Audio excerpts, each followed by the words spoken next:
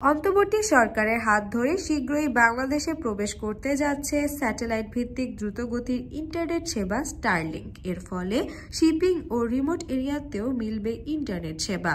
তবে এই ভালোর মাঝেও সেবা গ্রহীতাদের চিন্তার কারণ এখন স্টারলিংকের গাইডলাইন। কেননা স্টারলিংকের খসড়া গাইডলাইনের নজরদারি ও আড়িপাতার সুযোগ রাখা হয়েছে। যুক্তরাষ্ট্রের প্রেসিডেন্ট, জ্যেষ্ঠ উপদেষ্টা ও ডিপার্টমেন্ট অব গভর্নমেন্ট এফিসিয়েন্সির প্রধান ইলন মাস্কের মালিকাধীন স্টারলিংক বাংলাদেশে এ সেবা চালু করতে প্রস্তুত। ইতোমধ্যে বাংলাদেশ টেলিযোগাযোগ নিয়ন্ত্রণ কমিশন এ নিয়ে একটি খসড়া গাইডলাইন তৈরির কাজ শেষ করেছে।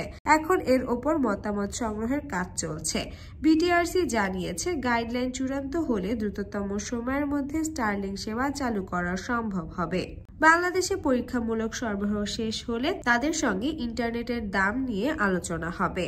জানা যায়, স্টারলিংক ছোট উপগ্রহের একটি অ্যারের মাধ্যমে সীমানাহীন গতিতে ডেটা অফার করে, যা প্রতি সেকেন্ডে 150 মেগাবিট ইন্টারনেট গতি সরবরাহ করে। স্পেসএক্স আগামী মাসে এর হার দ্বিগুণ করার পরিকল্পনা গ্রহণ করেছে। বাংলাদেশে বর্তমানে ইন্টারনেটের সর্বোচ্চ গতি 25 MBps এর মতো।